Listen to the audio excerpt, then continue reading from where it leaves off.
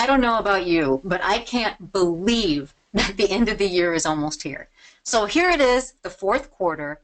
And this is a great time of year if you're in the fundraising business because people are really, really generous at the end of the year. And you've got the opportunity to connect with them about their gifts, to steward them, and to meet your year-end goals. So let's talk about how to end 2016 strong. Why is the year-end focus so important? 50% of nonprofit organizations earn the majority of their total annual revenue between October and December.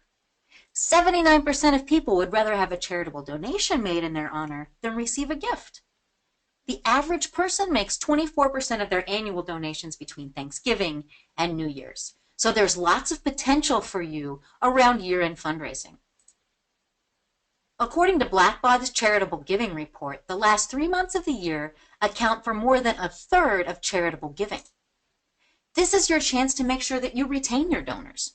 According to the Association of Fundraising Professionals, a retention rate nationwide across nonprofits is just 43%. This last quarter is a chance for you to change that statistic at your club. Donors give really generously at the end of the year, so that makes it a great time to go in and ask for a gift. And of course, when you combine all these statistics together, along with the fact that you need money, you've got the perfect opportunity to go out and meet those goals. Let's look at it another way. So this image is from Salsa Lab. If you think about the year as a pie, the first, second, and third quarters each are a pretty equivalent piece of pie. But the fourth quarter is almost half the pie, with the biggest piece being December, and then that is split into 2 different pieces with an almost equivalent number of gifts. Almost a third of gifts from the fourth quarter come in the last week of December. So not only is year-end giving important, but December is important. And not only is December important, but the last week of December is important. So how are you going to attack year-end? First, plan a mini campaign. The structure of a mini campaign helps you to really focus your energy, helps you to rally the support of your board, helps you to put together a good message, and by doing all of those things to be successful. So have a dollar goal and publicize that dollar goal, just like you would for a capital campaign or an annual campaign. Use a range of gifts table and populate it using your prospects for your year-end campaign. Have a simple timeline with tangible steps. For example, when does your year-end solicitation letter need to get sent to the printer? When are you going to send each email, etc.? And once you've got that plan put together, work the plan and you'll succeed. So, overall, your year-end strategies need to promote a consistent message, ask, and story.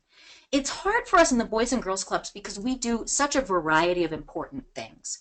So do we promote ourselves as an organization that's safe? Do we promote ourselves as an organization that keeps kids off the street? Do we promote ourselves as helping with food insecurity, with helping with academic achievement?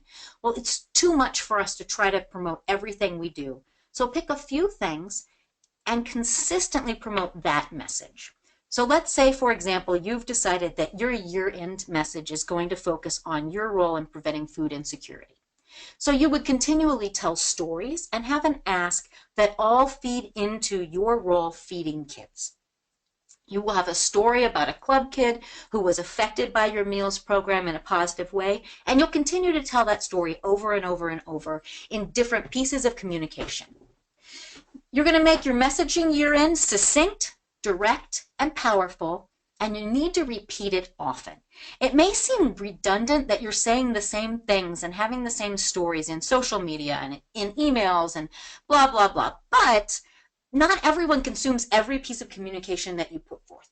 And when you consider that people are still confused about whether we're the Boy Scouts, the Girl Scouts, or Big Brothers, Big Sisters, you know that people really do get a lot of information. It's sometimes confusing.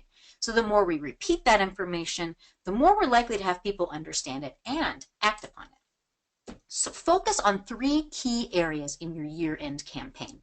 And I have them in here in order of importance. So first, your year-end strategies with regards to individuals. Absolutely the most important thing that you'll do. It may seem like, no, the letter's the most important. And I'll talk to people who say, yeah, we have a year-end strategy. We have a letter we send out. Great.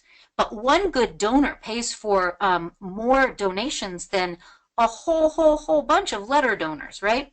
So your individuals are really, really critical. Focus the most attention on your largest donors. This makes sense, with your attention decreasing based upon the potential of that donor. Start by looking at the data that's available. Run a report of your 2015 donors who gave $1,000 or more. Those are called your LIBUT donors. That stands for last year, but not this. Or identify your top 15 last year, but not this, donors. At least your top 15. Then find a special way to communicate with them. What's going to be the best way to connect with those donors? Maybe it's bringing holiday carolers by their office. Maybe it's taking them out for coffee. Figure out the best way to connect with them and ask them for a gift. Do the same thing then for your SciBunt donors. That's some year, but not this. In terms of your year-end strategies for individuals, know that face-to-face is always best. Is it the easiest? No, but it is absolutely the most effective. This should be your #1 year-end priority, getting to see your donors face-to-face. If face-to-face isn't possible, let's say that your donor winters in the Bahamas and you can't get out there, consider who's the best messenger and what's the best medium to go and see and talk to those people. So is it having a board member maybe calling them? Is it sending them a video of the kids? How can you make sure that you're touching them in the most effective way? Lots of clubs have great year-end strategies in terms of stewardship, and you should steward those donors whether or not they've given this year. These are just a few examples of things that clubs do. I would remind you that Boys and Girls Clubs are non-denominational, and we don't want to alienate any child or donor because we've sent out something that is Christmas themed and therefore overtly Christian.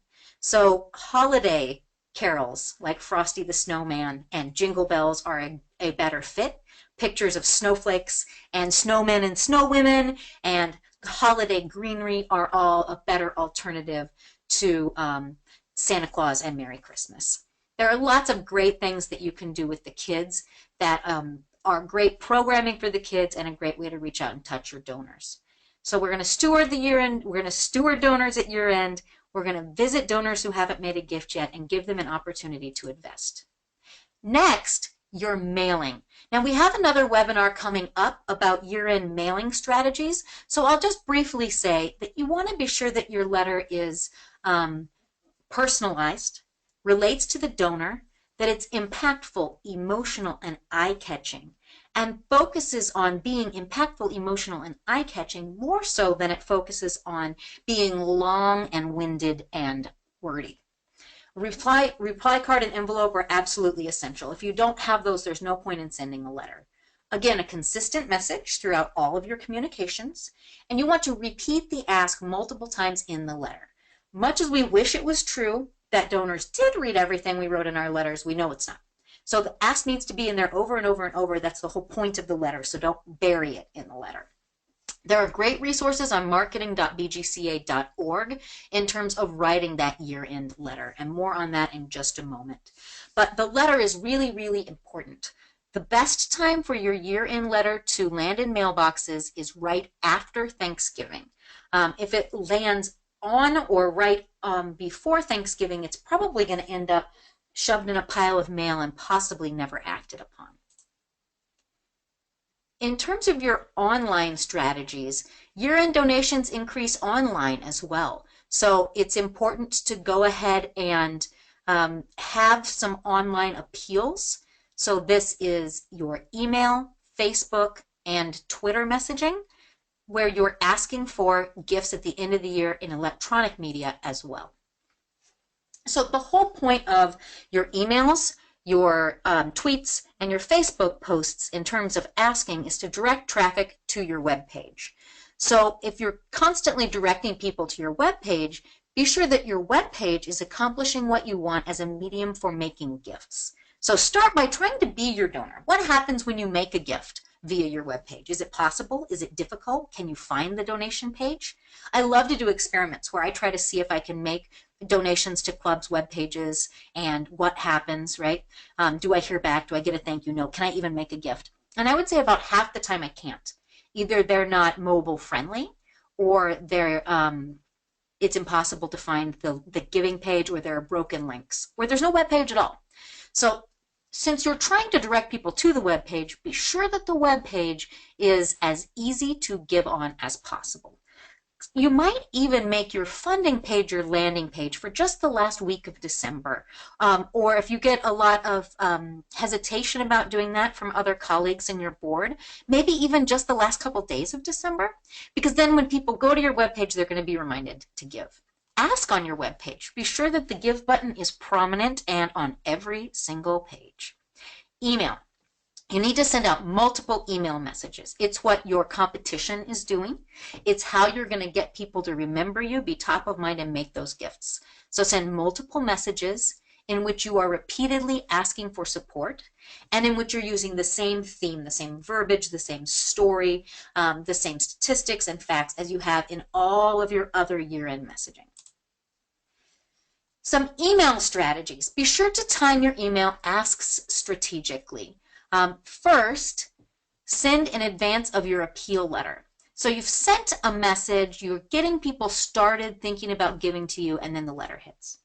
Send more emails 2 weeks after your appeal letter, and continue to message with 2 asks the week of December 27th through the 31st, and always send one last email on New Year's Eve.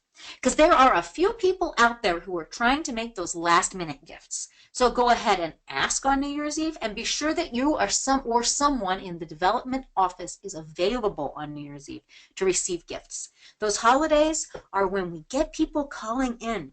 When I was in university fundraising, I was walking out of my office on Christmas Eve complaining about what a slow day it had been and how silly it was that I was there. My phone rang because I was literally out the door. I ran back in to answer it. And this woman on the end of the line said, "Thank goodness you're here. Because if you hadn't answered, I was going to give my gift somewhere else." And she made a $25,000 gift. So be available and ask for money at the end of the year. There are great year-end resources that are going to be available October 18th on bgca.net and marketing.bgca.org.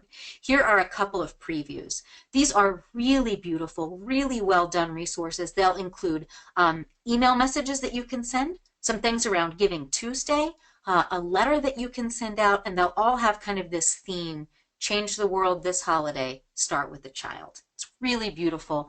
And these were all put together in consultation with one of the leading direct marketing firms in the United States. So these are great resources for your club. Here's just one more that you can see. So keep an eye out for those, and you can incorporate them into your year-end giving campaign. There's also a year-end planning worksheet that is available on bgca.net when you search for this webinar. It's extremely, extremely simple, just one page. And it asks for you to outlay your strategies in email, online, and individuals, your timeline, dollar goal, and key messages. Because you'll notice that those are the things that are underscoring everything that we're talking about here with year-end. And I find for myself, once I get something down in writing, I'm a lot more likely to do it. At this point, if there are any questions, you may email me. My email address is here on the screen. It's ssnazzy@bgca.org. I very much appreciate you taking the time today to learn about year-end giving, and wish you the very best with your year-end campaign.